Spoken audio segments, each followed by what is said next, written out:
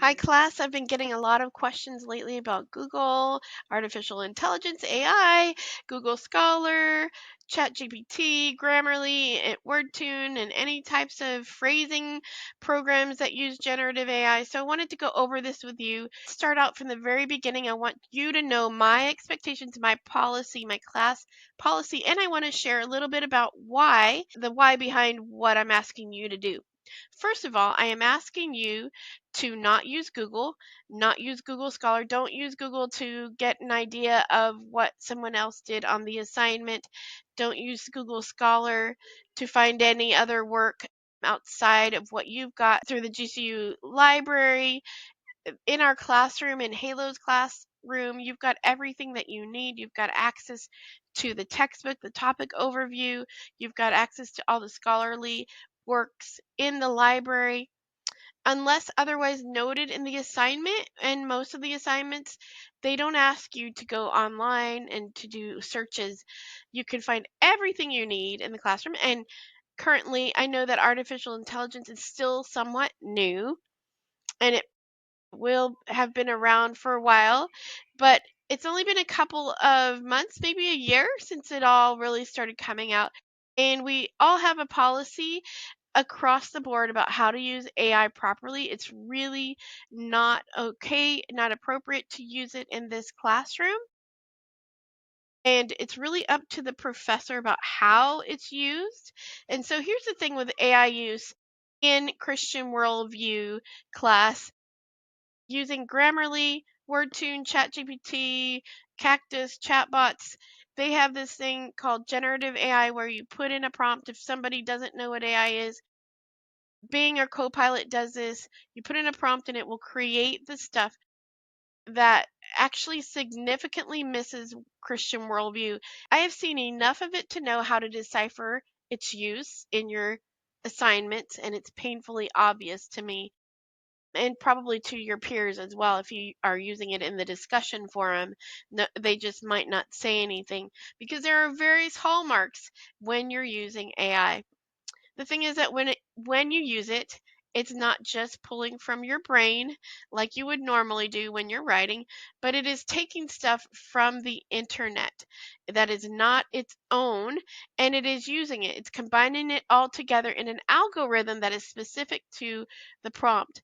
So I'm asking you to stay away from AI for the purposes of this class for very good reason, not because you're doing anything dubious by using it at the moment. Stay away from it in this class because it starts sounding the same. Everything sounds the same. You can write in an academic way that expresses your belief and your originality. That's part of the learning process, and it doesn't come easy. It won't come overnight, but it's part of the learning process. But for now, please stay away from it. But I know that AI is everywhere. I'm not doing this to be mean, but I do believe that you have everything that you need within the confines of your classroom. So let's right now just use the GCU library and the Halo Learn LMS. So in the future, if there's anything that is created that is easier for me to decipher that and an editing program, I'll let you know. But for now, let's keep on track and use our hearts and our minds and really be more expressive and original in your writing.